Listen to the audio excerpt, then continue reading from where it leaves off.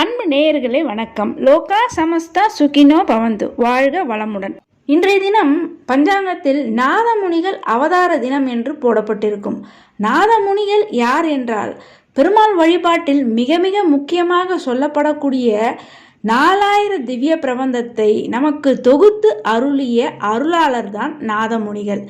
எனவே இன்றைய தினத்தில் நாம் அனைவரும் அந்த 4000 திவ்ய பிரபந்தத்திலிருந்து ஒரு பாசுரத்தையாவது நாம் பாராயணம் செய்ய வேண்டும். அவ்வாறு இன்றைய தினம் யாரெல்லாம் அந்த 4000 திவ்ய பிரபந்தத்திலிருந்து ஒரு பாசுரத்தையாவது பாராயணம் செய்கிறார்களோ அவர்களுக்கு ஆழ்வார்கள் ஆச்சாரியர்களுடைய பரிபூர்ண அருளாசியுடன் ஸ்ரீமன் நாராயணனுடைய அருளும் நிச்சயமாக கிடைக்கப்பெறும். இன்றைய தினம் பெருமாள் ஆலயங்களுக்கு சென்று பெருமாளை வழிபாடு செய்வதற்கு முன்னதாகவே அங்குள்ள ஆழ்வார்கள் ஆச்சாரியர்களுடைய சந்நிதிகளில் அவர்களை வணங்கிவிட்டு அதன் பிறகு பெருமாளை வழிபாடு செய்ய வேண்டும்.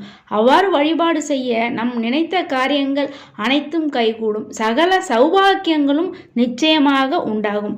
அது மட்டுமல்லாமல் குருவினுடைய பரிபூர்ண அருளாசியும் நமக்கு கிடைக்கும். ஜாதகத்தில் குருதோஷம் உள்ளவர்கள் இந்த நாளில் மறவாமல் பெருமாள் ஆலயங்களுக்கு சென்று இது போன்ற ஆழ்வார்களையும் ஆச்சாரியர்களையும் வழிபாடு செய்ய சகலவித தோஷங்களும் நிவர்த்தியாகும்.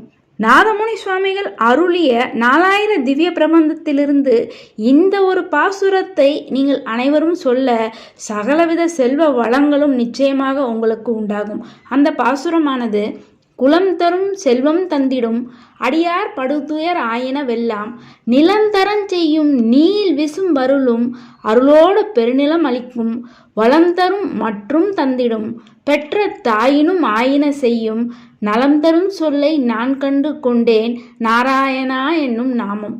தினமுமே இந்த ஒரு நாமத்தை நீங்கள் சொல்ல எந்தவித துன்பமும் உங்களுக்கு நிச்சயம் இருக்காது, சகலவித சௌபாக்கியங்களும் உண்டாகும்.